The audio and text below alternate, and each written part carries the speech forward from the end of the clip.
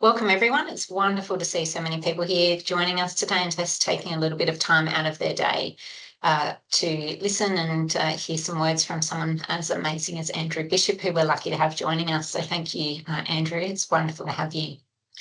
I would like to begin by acknowledging the traditional owners of the land on which we meet today, which for me is the Larrakia people.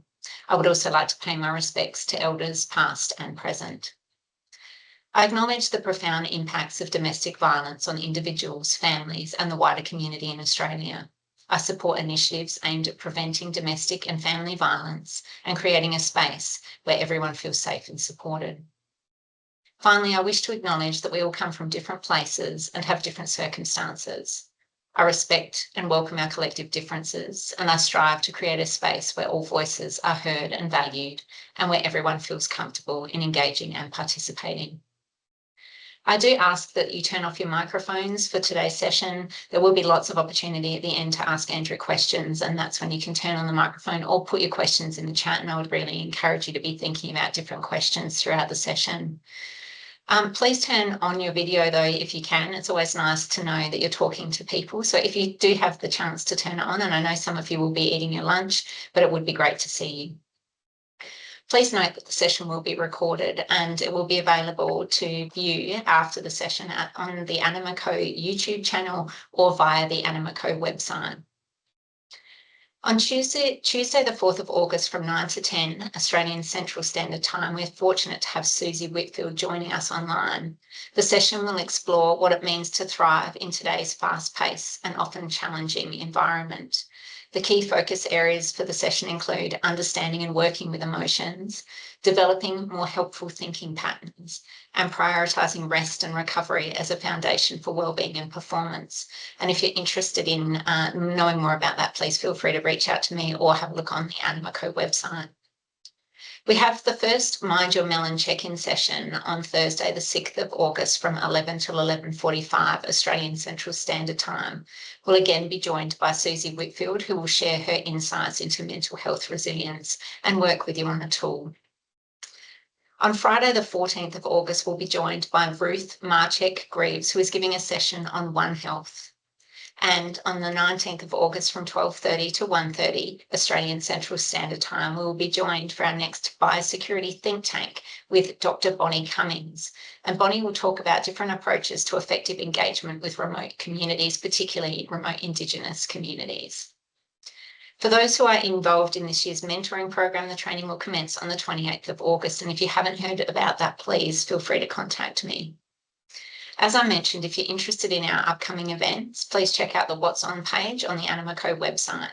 And if you're not on the email distribution list and you would like to be, please feel free to send me an email and I'll make sure that you get put on. There will be a short survey at the end of today's session, and we're particularly interested in your feedback so that we can make sure that these sessions continue to cater to your needs. So please spend a couple of minutes filling out that survey for us. Now I'm going to hand over to the very amazing Andrew Bishop, who's going to talk to us today about leadership and his experience as a leader in the biosecurity space. So thank you so much, Andrew, for joining us today. Great, no worries. Thanks, Anne. Can I just check that people can see the slide screen, but they don't see all the videos there? I can see both, Andrew. Okay, it's okay. Yeah, good. Okay. Well, thank you so much for that introduction, Anne. And it's quite an honour to be here and to have a talk to you over lunch. Now, I've titled this Leadership in Biosecurity, Decisions, People and Pressure on the basis that I guess those last three words sort of sum up leadership in biosecurity from my point of view over the last few years. And I just want to say this is all makes me feel quite old in a way, but musings from almost 40 years of work. So and in terms of specific biosecurity area, probably the last 30 years in biosecurity and related areas. So I just want to emphasize these are my thoughts, my musings, but hopefully they're of interest to you and also of use as well.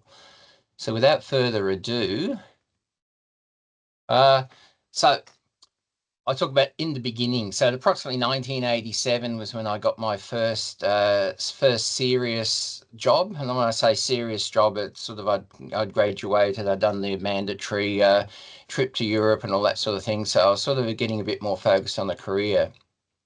And during that period, my focus was very much on science, data, evidence, and certainty, and that's sort of what I expected in coming into a job as a young scientist, and it was specifically in the field of agricultural science, working with a department in Victoria. It was very much that it was black and white, and I've done that little, a bit tongue in cheek, that little description below there about career being a predictable progression of actions, building positively on successes, driven by the coordinated and structured master plan that governs all of us. So yeah, so super naive, I guess.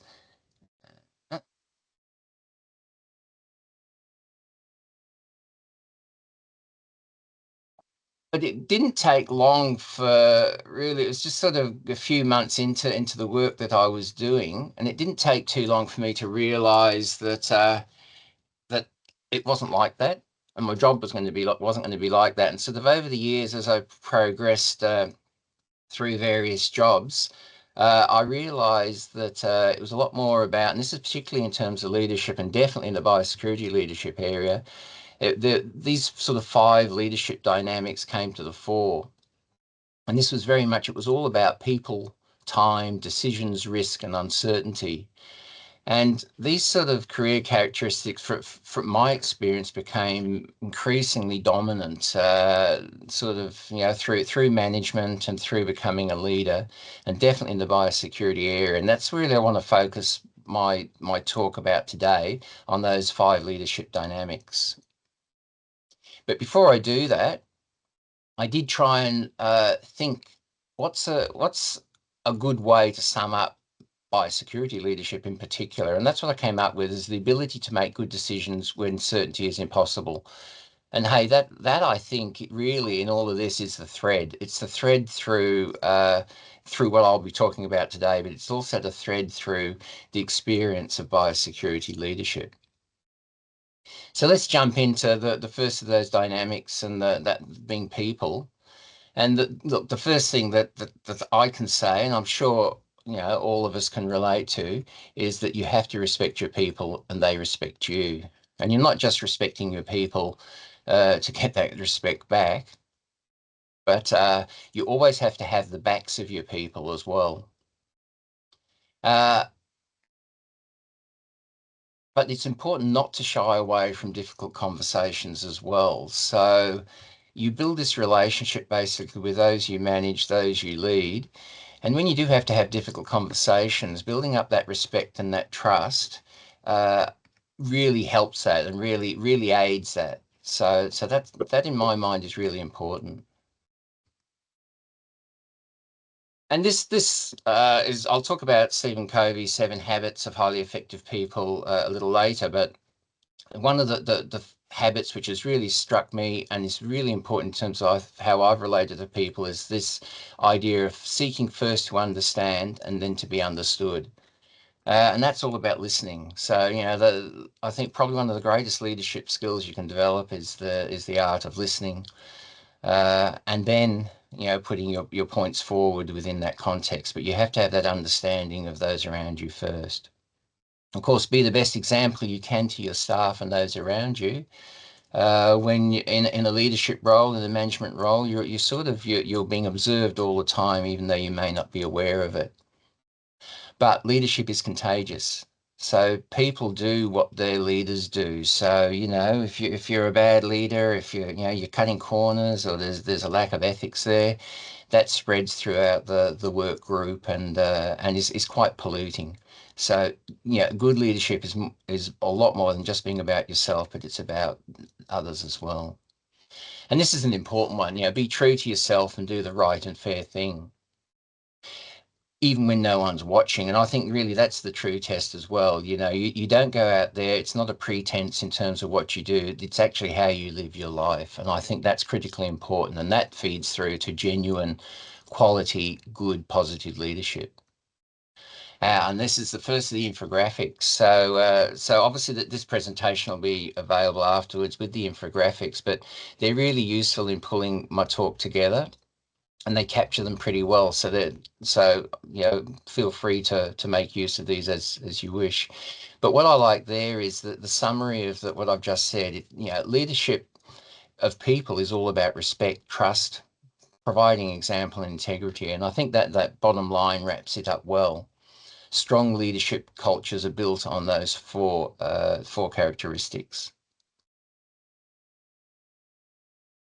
Time, and that's this is the other aspect, and we all know in terms of the day-to-day jobs we do, it is our most precious resource, and there's never enough. There's never going to be enough.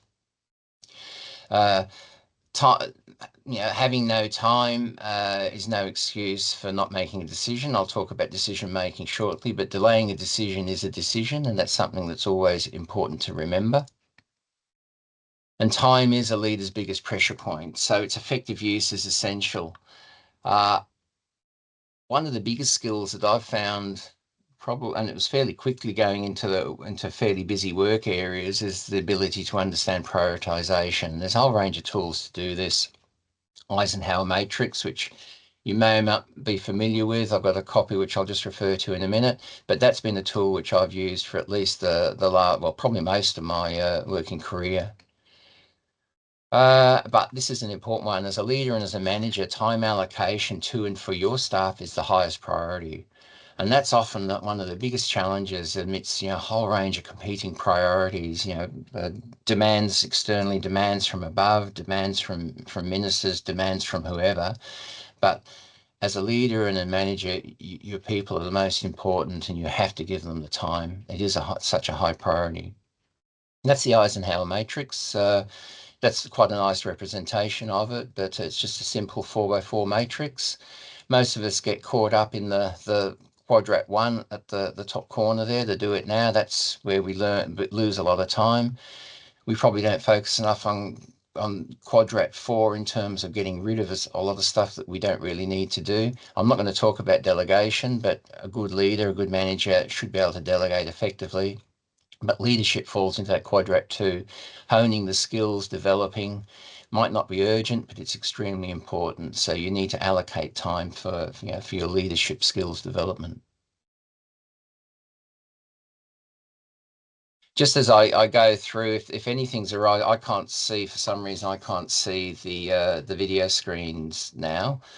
I'm assuming you're all there. But if anything arises that something's not working, just yell out. So decision making. I love this. Well, I'm not sure I love Jeff Bezos, but this is a really good little quote from him. Most decisions should probably be made with somewhere around 70% of the information you wish you had. And information vacuum, that's what we all work in biosecurity, especially in biosecurity response. You never have the information you need. What you have to do is make the best decision possible based on the information that you have at that time. And that's just the reality. And importantly, you have to be prepared to be wrong. And through your career, through situations like this, you will make wrong decisions. But I call this decision revision. It's not a failure. It's basically something that we all should be able to do. Don't be afraid to change a decision. Don't be afraid to backtrack on a decision if additional information becomes available and supports that. I talk about technical adaptation to an unfolding situation. And hey, that happens all the time in biosecurity response. Importantly, where you do make mistakes, genuine mistakes, you need to learn from them. They are lessons in themselves. And if you learn from them, you get some value from those.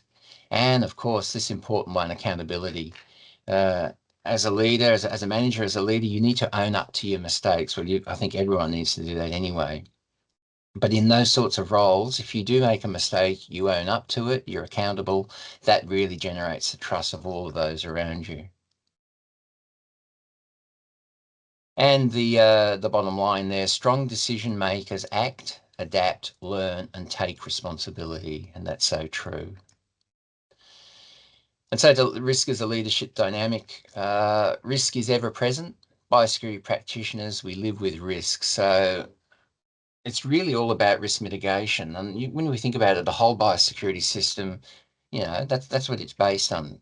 How can we mitigate risks? Situational awareness, risk awareness, really important. And that some people have a natural bent towards it, but it can be developed as a skill. And this is the ability to be in a situation, read the room, understand what's going on about you, understand the consequences, and then take actions accordingly. So, for instance, a leader who's tone deaf is going to struggle.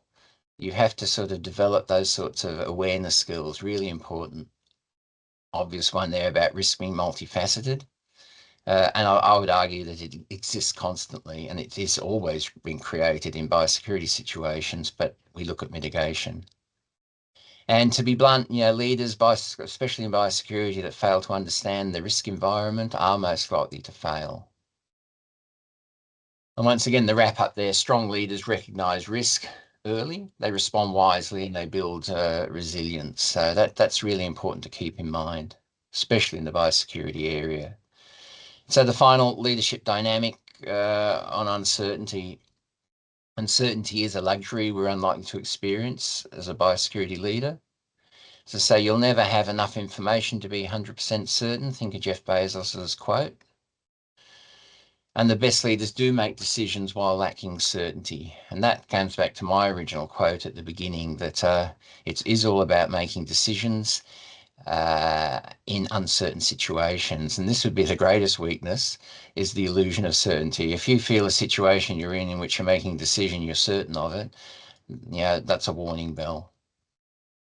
And General George Patton, a good plan violently executed now is better than a perfect plan executed next week. I don't know about the violently, but the concept is very true. You know, it's a case of, you know, do something, do anything in a way, but you have to make it, you will have to make decisions even when you're not certain. And that's just the reality. And the wrap-up line at the bottom of that infographic, strong leaders don't wait for certainty, they act, learn and adapt. And I really like that learning and adapting as well, because that's what the whole process is all about. And that gets back, you know, to learning from your mistakes. So the longer I worked, the less I became certain. I talked about that early career naive view, and the later career really did come down to those dynamics and to judgment, to principles. Uncertainty was always there, and also wisdom. And wisdom is something you develop over time and with experience if your mind is open. So I used to think leadership was about knowing the answer, but now I believe leadership, especially in biosecurity, is about being prepared to make a decision when nobody knows the answer. And to do that, you know, in a lot of situations, you have to be very brave. And I want to talk about specifically judgment and principles, because there's some key areas that are particular interest to me. And I ask the question, are we born with good judgment? You know, there are people who do, I think, do have a natural bent towards that, but that doesn't exclude the ability to understand what good judgment is, to develop the skills to enable that, and to practice it over time. And that's available, I think, to everyone in leadership roles. Definitely built on character, skill development, and importantly, experience, you know, and that experience over time feeds in. And I think that does help hone the judgment skills. And that's an obvious one. So successful leaders do show good judgment. And I describe it as the fuel of good decision making, but also of job survival as well. And a lot of the, you know, the roles that we may undertake, it's essential really to underpin, you know, a successful career as well. And I've touched on this, is the political and environmental awareness assists in developing judgment skills. And I talk about street savvy. This comes down to situational awareness, reading the room. And as a biosecurity leader at varying levels, you're exposed to very much to the political environment as well. You need to be able to read a room. You need to be able to understand what's happening around you. And that's what I call street savvy. And this is to help guide, you know, what is the proper course of action through a process. And if you don't have that understanding, you'll basically drive that process into a wall. And good old Sir Winston Churchill, the further back you can look, the further forward you're likely to see. And this is very much about experience-based judgment. And it's very true. And I think as time goes by, if your mind is open and you're aware, you do pick up so much and you learn so much, and that experience becomes invaluable. I won't go through the details of that, but have a look at that later. That's a really good comparison of good judgment characteristics and bad judgment. But the bottom line there is judgment is a leadership responsibility. So as I finish off, I'll just talk about principles. So very important, have been very important to me over the years. My guiding principles, I guess there's been a number, but the core of those has been Stephen Covey's 7 Habits of Highly Effective People. It's been very much a compass for me, and I'll show you those in a minute. But also importantly, professional ethics. My professional ethics derived over the last 4 decades from my membership of Agriscience Australia, which is very much an ethical-based professional organisation. But I think it's really important for anyone working in these areas to be able to identify with ethics and values and to have sets of principles to guide them, particularly when there's a lot of pressure around, external pressure around, to help guide you, to keep you on the right path, and also to protect you and to protect your character. Professional societies are essential, and I think as professionals in various disciplines, I think these are important. I have the view that employers should be very supportive of staff and provide membership for those sorts of professional societies as well, because I think everyone benefits, not just the member.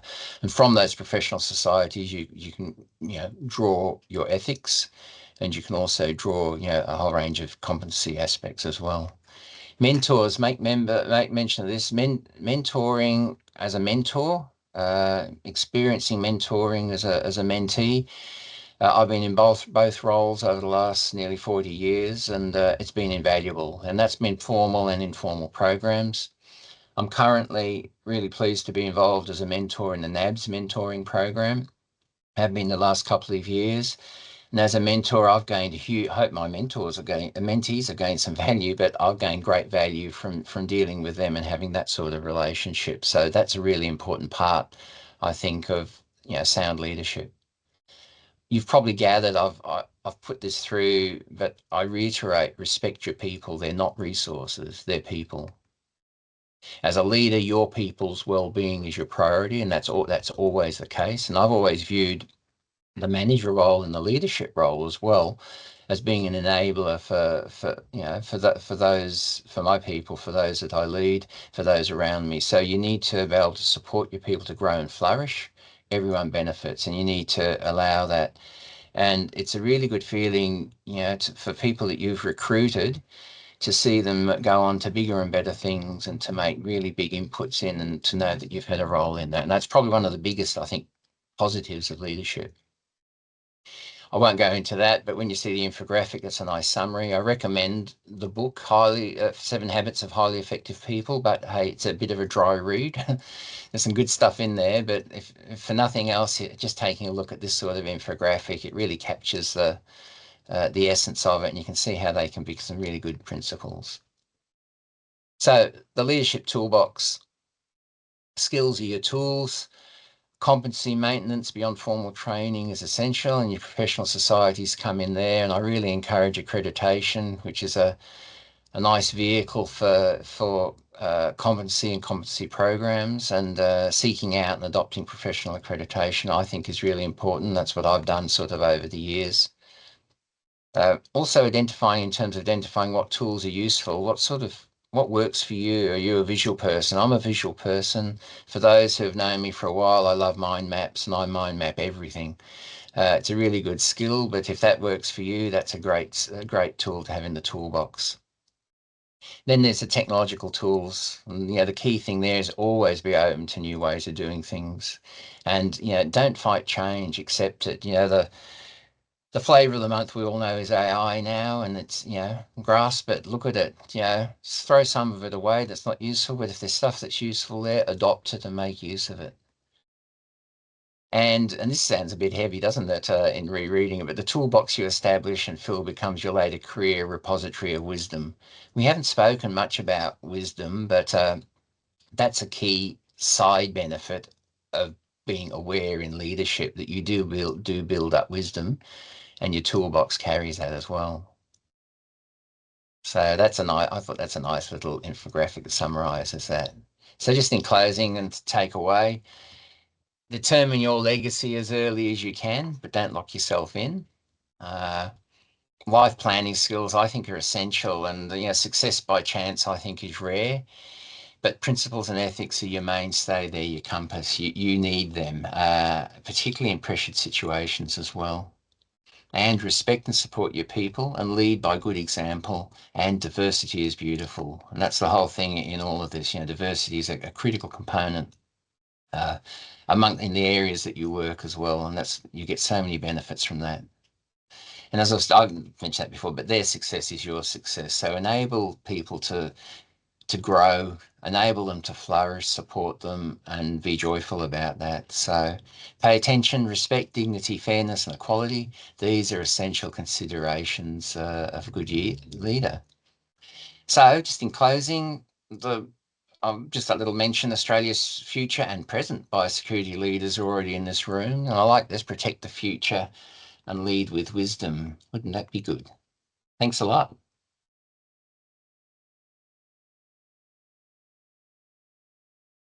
Thank you so much, Andrew. And lovely AI generated picture at the end. You look a little Yes. younger there. Yes, I'm meant to look older sitting in my rocking chair. Oh, you've aged beautifully there. So I'm now going to open it up to questions from the floor. So feel free to put up your hand and ask Andrew a question. You can see that he's incredibly approachable. So please feel free to ask questions. We've also got a couple in the chat, but Andrew, we might start with Teresa, who's got her hand up. Hi, Andrew. Thank you very much for the presentation. My name is Teresa. I'm an infectious diseases epidemiologist, largely in the human health space, but very much going across more into the One Health space. So this was really interesting. Thank you very much for your inputs, your advice. So I was interested in some of the earlier part of your presentation around understanding more, and I wanted to ask if you could reflect, perhaps looking back on your career, where you were in situations where you were essentially waiting for more, waiting for more information gave you there was a good outcome, versus waiting for more information just delayed you acting or some sort of necessary action, and what the balance of that might be and how to tell the difference. Yeah, that's a really great question. And I would say in response to that both, in terms of I've been in situations where waiting has benefited and probably not waiting wouldn't have. And I've been in the other way around. I would say the other way around, where delaying, I think, has caused probably more issues than not. Making decisions, and it depends in terms of, making decisions, I guess it depends what the main driver is, but making decisions due to a lack of time or under pressure isn't a good basis to do that. Sure, if you've got more information coming and it's going to be there that afternoon, you've assessed that situation that, like, hey, if we wait a few more hours, it's not going to make that much difference, and that information will be valuable. But if that information is not going to be due for the next month or 2 months, we can't wait. We have to make the decision. So it's very much a case-by-case basis. And I guess that's the thing. I don't want you to interpret this that you jump in regardless. It's a very intelligent approach to assessing a case-by-case situation. But I've been in situations, and I've seen situations where decisions have been delayed and delayed and delayed and have caused massive damage, big damage, that if a decision had been made earlier, it might not have been perfect, but it would have reduced the damage. And it's having that ability to be able to assess that. And I guess that comes back to the wisdom and experience and the judgment bit. I think a lot of that does come in time. It's not something you magically can drop into. So I don't know if that answers it, but I've sort of said both situations can be valid. Yeah, I think that case by case, is good advice. Thank you. Okay. Fabulous. While we wait for someone, Tamarika's jumped in. Fantastic, Tamarika. I'd love to hear from you. Yeah, Andrew, I loved some of your slides there, but you spoke very quickly and I wanted to read some of them a little bit more. Will your presentation be put onto the website? Yeah, look, however Anne wants to do it, this is freely available, the presentation. So no, I would encourage people to reflect back on, particularly in the infographics, the points and that, yeah. Excellent, thank you. Because yeah, some of them I got through halfway through and I thought, oh no, yeah, very good, thank you. Sorry, I was just going to, I'll try and put it in the chat while people are online so you can grab it. Justin McDonald has asked or has made a comment. While I agree we never have enough information, especially for science nerds, as good leaders, shouldn't we be aware of this beforehand and thus plan to capture as much information as possible before the need to respond? Where do you think preparation fits as a leader? Oh, that's great. Yeah, look, ideally, yes, that's the case. And once again, I guess it's situation dependent, but one of the big things which I found over time is the predictability of situations that arise is really difficult. And I mean, and often, and if we talk in the context of, biosecurity preparedness, often in terms of the preparedness activity that we do, it's often the stuff that comes from left field that surprises us completely that occurs, and that's just how the world operates and how it does. But yes, I'd certainly encourage, I think sort of, contingency preparedness, information gathering as much as possible on specific matters prior is really good, but I can guarantee stuff arises where there's always information gaps. And this comes back to, I guess, the naivety of me a bit in earlier years that, I always made the assumption over time, the information builds up, in 2 years' time, we'll be really on top of this. And it never happens because the things are changing so much all the time. So, yes, so ideally, I agree, Justin. But I think the reality is that, that you're going to be in a situation where you're going to have info gaps. Fantastic. Now we've got Parker with his hand up, and I also got a question in the chat that Trevor's put in. Trevor, after Parker, would you like to read it out, or do you want me to read it out for you? Maybe have a think about it and I'll come back to you. Parker? Hi, Andrew. Thanks for that presentation. That was awesome. I was wondering if you could reflect a little bit about how you've dealt with as a leader around in high pressure situations where there's a lot of uncertainty and stuff. People get very stressed and teams get very stressed, and they start playing the man rather than the issue, or the bearer of the news. So I'm just wondering, how have you dealt with those, or have you found an effective way of dealing with those situations where you might be the target of, people are confounding the issue with you standing there as the leader, trying to manage it? Yeah, like that's, I guess, certainly diplomatically, I think in all these situations where these things arise, the diplomacy aspect is really important. All I can say to that, Paco, is just what I've tried in situations is just keep bringing back to the facts of the case. Certainly, if anything gets personal, this is where, like, if you're in a group, say it's definitely within your own group, if things are getting personal, that's where the ability to say to pull back on that and not let that occur and reiterate the facts of the situation. If it's an external situation as well, and I mean, if it's, if you're talking of external committees and the like, I've found in the past that I've tried to bring back literally, roll back to the actual facts of the situation to try and diffuse something. But that's those things you can't control. We're talking about human behavior and all this, so you can't sort of imagine you're going to control it, but you can certainly, I think you can manage it or mitigate it. I think the worst thing you can do is ignore it or actually get sucked into it, and start playing the man yourself. That would be the worst thing. Thank you. Yes, Trevor has got his hand up. It's lovely to hear from you, Trevor. Yes, thanks, Andrew, for the presentation. Most of your points resonate with me.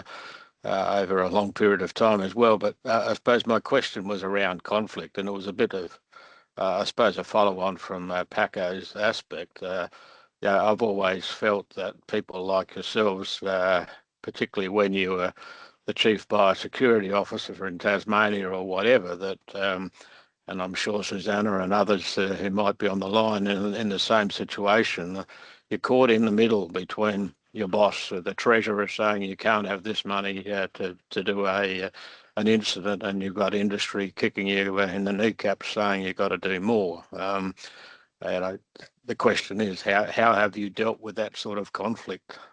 Yeah, I guess I would say the way I've dealt with that is technically, and I mean that's literally taken that technical line, and in the in that role as in the chief's role, you can do that. You wear, and I would say you wear the kicking, you wear the beating, and that's from both sides. That is one of the elements that comes with those sorts of jobs.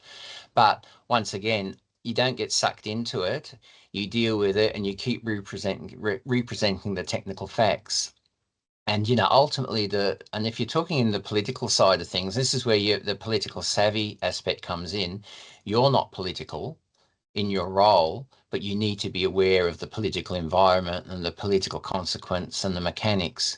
But you reiterate what the technical situation is, and you provide. It's a bit like providing the advice. If the political decision is different to that, that's something you have to wear, because that's just how that part of the system works. But you need to convey the consequence of that very clearly, because if there's that negative consequence, that awareness has to be there. So there's a big responsibility, I think, in terms of that role, just from that side of things. And if you don't convey that messaging properly, to people who don't really understand or have an understanding, and neither probably should they, you can have real problems arising. And I'll throw diplomatically in there as well, diplomacy in all of this, and staying calm as well. Yeah, thank you for that. But I think I really, again, having been around a long time, I really have concerns that some of the positions that people like yourself have been in results in burnout, and we actually have lost some good people out of some of those positions because of that conflict. Thank you. I should emphasise, I haven't spoken about stress and all those sort of things, but you're quite right. I mean, the positions are very stressful, and I don't think they're really that long term. I was going to say I don't know how I lasted so long in my role, but I did enjoy it.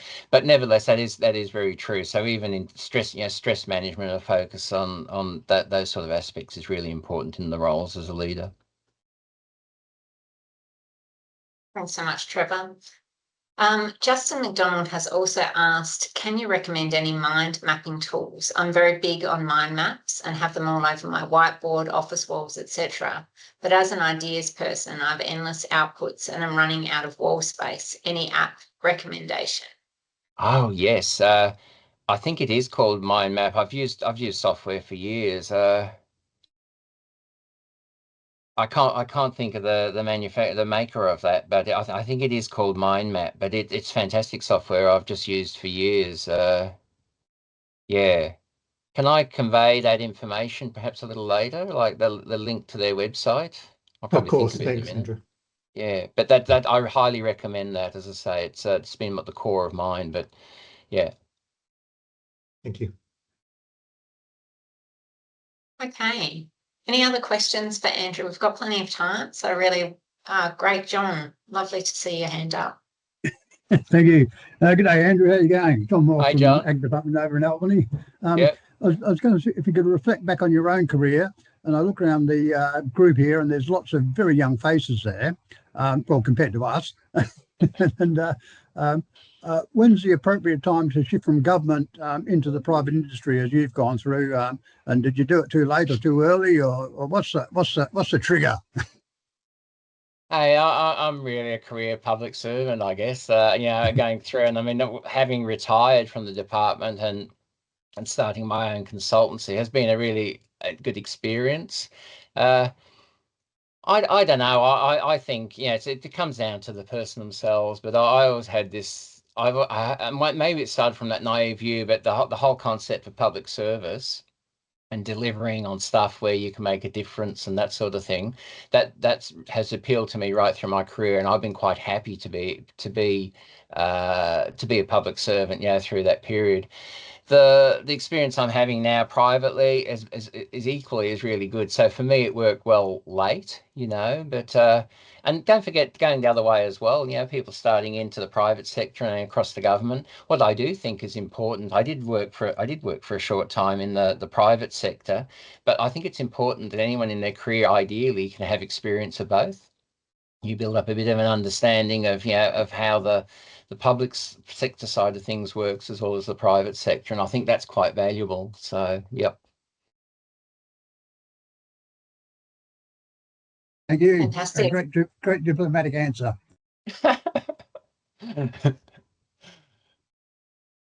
Andrew, one of the things, I'm going to ask a question now while we wait for others to come through, but one of the things that I've noticed about you, having worked with you for a number of years now, is that you seem to have a really amazing way of sticking to your values whilst also, delivering outcomes, and that's often a real challenge for people. And I'm just wondering how you went about that you sort of continued to be the person that you always are while also achieving outcomes that often, might not be favoured by others. How did you balance that? Look, I think it's sort of, as I say, it's having those reference points all the way through, like constantly. I can't remember a time, particularly in like difficult situations and high stress situations, when I didn't refer to the ethical framework. And I had what I called the ethical test. So I'd run through, and I don't know, it might be a ministerial thing or something like that. And I would assess what I've said against that. Am I doing anything here which is in breach of those ethics? And if it's not, I'm feeling a lot more comfortable. So reference point and compass is really important. Honestly, I think if you don't have reference points in this sort of stuff, particularly in the type of work, that we've all been involved in, you can be pulled this way and that. And I think, values can get damaged in that way. And it's not the fault of the person. It's just not having the techniques to maintain that. So that's been, as I say, having those reference points and using those reference points has been critically important.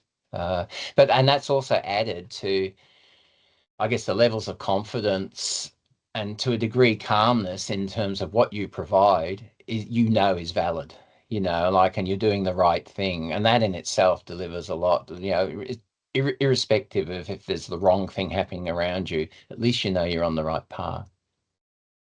Yeah, wonderful. Thanks, Andrew. I have a follow-up question for you to that.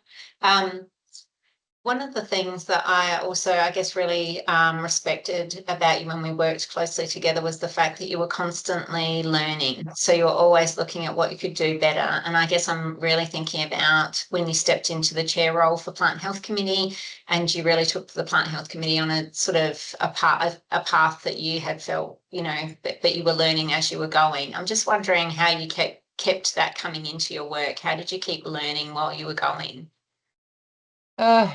Yeah, it's a really good question. Well, one of the key things, I guess, is being genuinely interested, in the whole topic and genuinely wanting to get some really good outcomes. That's a huge driver.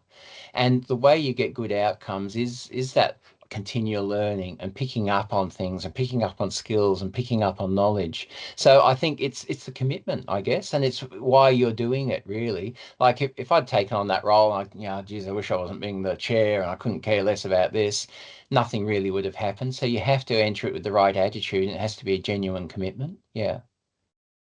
Yeah, it's fantastic, and it's something that I really noticed, and I think it really inspires others around you. So it's certainly something that left an imprint with me. And Thanks, then finally, if I can keep peppering you with questions, since I can't see any other hands going up, I just was wondering if you could reflect on maybe one of the biggest challenges you faced and give us a bit of background to it, and then talk about how you navigated that challenge. Ooh. That's a good question. There's, I think there's probably quite a few. I think probably, and I can sort of talk generically, it's in the fields of response. It's in a lot of the emergency responses that we've had to do.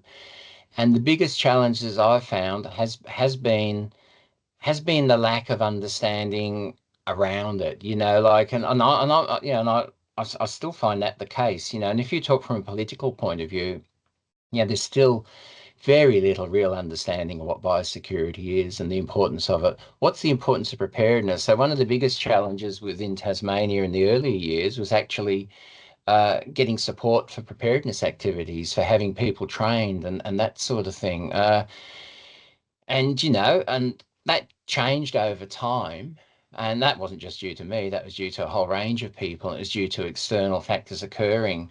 But I think probably the biggest technique of getting around it has been not giving up. It's continually showing the need for this. I mean, if you get put off, like if you get brushed aside, we're not going to bother about that. You don't give up. You're constantly at it. Budgets, you're constantly pushing why we need this money, why this has to happen. This is the consequence if not. And even though it's not successful in all times, gradually over time, it's increments. Was it two steps forward, one step back? And that's probably been quite a good description, but at least that's been one step forward net. So as I say, I can't really, there's a whole range of specifics, but that's probably more the general one, because I think that's the one that can have the biggest benefit. I mean, if we're properly prepared and there's the understanding there and we've got sufficient budgets to respond, and the sufficient training, we're in a much better situation of getting lasting positive benefits. If we're not, we've got guaranteed negative outcomes. Is that what you're sort of after? Yeah, that's fantastic, Andrew. But I guess it also takes a lot of energy, to keep going. And I guess, people can really burn out from, that constant having to, advocate, which I think is what you're saying. Trevor made a good point there, and that is a huge thing in this. It is burnout, and I mean, I don't shy away from it. I mean, the last few years in the department was an absolute grind. It became very difficult. It didn't mean I wasn't any less committed, but it's just the human impact. Eventually you can wear out. Like, it's just the way it is. So once again, you have to have all those tools to try and offset that, so you can go a bit longer, or go as long as you can. Fantastic. Now, I'll just point to a comment by Parko. Parko's just said, on ethics, I often apply a paraphrased version of Rotary's 4-way test. Is it the truth? Is it fair to all concerned? Will it build goodwill and better? And will it provide best possible outcomes for all concerned? Lovely. Yes. And I've had that in my office for a while too, and that's a really neat one, Parko. Yeah, excellent. All right, I'm just going to ask for any last questions before we close up today's Lunch with the Leaders session. Marco says better partnerships. Now, the lovely Chantel has placed the survey for today's session in the chat there. Like I said earlier, it will only take you 1 to 2 minutes. It's a very simple survey, but it does give us a lot of feedback about what's working for you and what isn't working for you, and if you've got any speakers that you'd like us to approach for future sessions. So we'd really appreciate it if you could take a moment or two of your day just to fill out that survey for us, because it is very helpful. And obviously we will pass those results on to Andrew as well, because that will help him for any future presentations and making sure that he's hitting the mark as well. So thank you so much, Andrew. It was wonderful to have you. Thank you for being so keen and so organised and well prepared for today's session. And thank you to everyone that has joined us today. It has been such an amazing opportunity to see you interacting in the chat and asking some really amazing questions. So thanks again. Looking forward to seeing you at our next event next week. In the meantime, have a fabulous weekend. Thank you. Thanks, Anne. Thanks, everyone. Thank you. Thanks, Andrew.